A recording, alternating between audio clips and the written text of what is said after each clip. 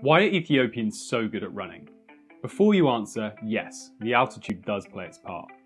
But the more you find out about the culture of running in Ethiopia, the more you realise their approach to running embodies many life lessons all of us can learn and live by.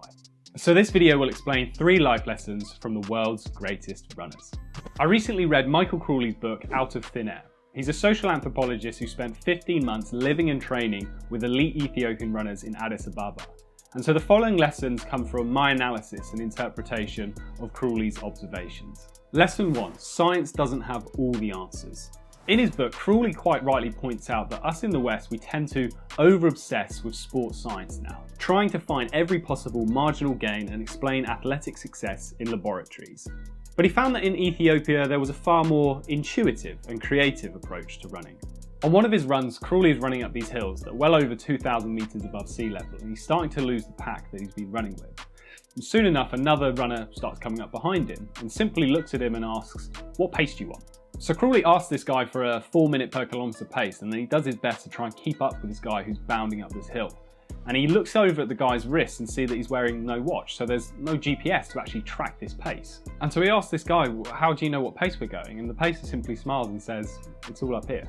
And it turned out that he was previously a pacer for Ethiopia's god of running, Haile Gebrselassie.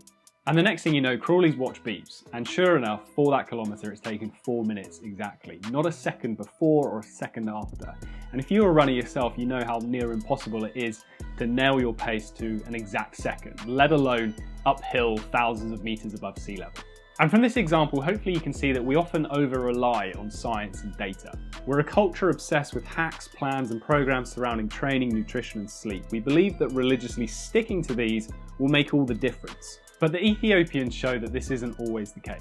Many of them, despite running hundreds of kilometres each week, don't even own their own bed. They often share with other runners on incredibly thin mattresses on concrete floors. And there's also no obsession with this 20-minute window to refuel after a workout. They'll often run for 90 minutes in the morning on an empty stomach and then not eat anything for another 4 or 5 hours.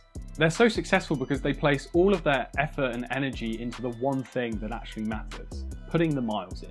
And these other things that sports science has definitely given us more knowledge on and helped us develop good routines, customs and practices around, of course they do matter, but not to the extent that we always obsess over them. It's important to not get too caught up in these and instead really find a lot more answers from within ourselves.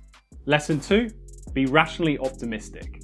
Another thing that Crawley mentions in the book a few times is something that Ethiopians refer to as a dill. The belief that if you act in a certain way, anyone may be raised to a position of greatness. It's a belief that overrides any suggestion of someone's ability is based on innate talent or genetic ability. It's believed by Ethiopian runners that anyone can become a great runner by committing to Limamed, which refers to training and literally means adaptation. And what I love about this is that the term adaptation inherently means change. If you think of it this way, if you're typically training for something in the West, people will ask you, "How is your training going?" But that's a neutral term and will often lead us to think about all the things that are going wrong, all the struggles, the frustrations and the pains over a lack of progress. But if we instead ask, "How is your adaptation going?" it's a lot more optimistic and a lot more positive. It draws you to search for the progress that actually has occurred. And this sense of idyll is also what helps Ethiopian runners deal with huge setbacks. To be called up to race internationally is a huge deal, given how competitive running is in Ethiopia, and it's the only opportunity many of these athletes will have to change their life for the better.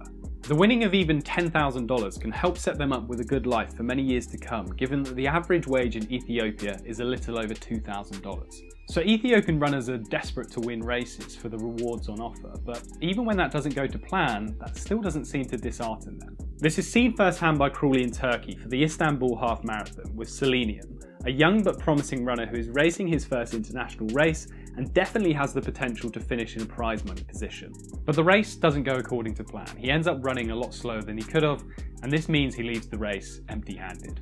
And Crawley then expects Selenium to be completely distraught, but when he catches up with him later, this is what the athlete has to say. "Maybe it wasn't my time to run well. Maybe if I had won all that money, I would have bought a car and died in a car crash. God will know when I'm ready to win big money." And it's this level of rational optimism that's seen right the way throughout the book, and it's showcased to me the importance of remaining positive and upbeat despite huge setbacks.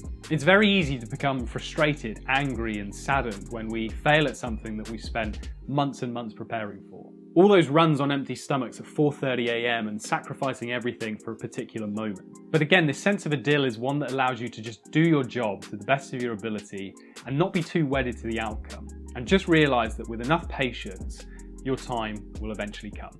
Lesson 3. The mundane needs creativity. Look, if you want to become a top performer in whatever your craft is, your life is going to become very routine and mundane. You're going to have to do the same practices day after day, week after week, month after month, and year after year. And for most of us, this leads to boredom and burnout. But Ethiopian runners have found ways to be creative in their training, to create novelty and keep things interesting. Crawley documents this when recounting the forest runs he'd go on with runners. These would be in environments with hundreds of crisscrossing pathways between the eucalyptus trees, not one singular walking or running path that so many of us are used to when running through woodlands. And it turns out these crisscrossing pathways have formed naturally over time through the athletes instinctively seeking out less firmly packed ground. And this in turn has made them more agile, it's improved their running form, and it's also lessened their chances of injury. They bob and weave through these trees, changing direction sharply and seemingly at random, and Crawley realised that after a 15-minute run of this, they'd only ended up 1 kilometre from where they'd first started. And I think from this example, it breaks convention again about what we typically perceive success, progress and development to look like. We naturally like and gravitate towards the straight and narrow, the clearest path in getting from A to B. But sometimes that path is incredibly long and open, seemingly never ending, so it's no wonder why so many people give up in the pursuit of their goals and ambitions. But the zigzagging that Ethiopian runners engage in allows them to remain curious and interested in the pursuit of excellence. So it's important for ourselves to make things feel fresh and new, to add an extra level of competitiveness or to gamify something so that any quest of improvement is one that we stick to, whether that's physical or mental. And that's what Ethiopian runners do so well. They allow their intuition and creative side to guide them so that they can retain a strong sense of individual and collective freedom to balance out the strict disciplines they must exercise to become elite athletes. And I think that's something that a lot of us often lack in our own pursuits of our goals and aspirations. We become slaves to mundanity, and then it's no wonder why we so easily give up. So these are 3 life lessons I think we can all learn from Ethiopian runners. And if you found this video interesting, then seriously consider having a read of Michael Crawley's new book, Out of Thin Air. It's a fantastic account, even if you're not that into running. And thanks ever so much for watching, really appreciate it, and I'll see you in the next video.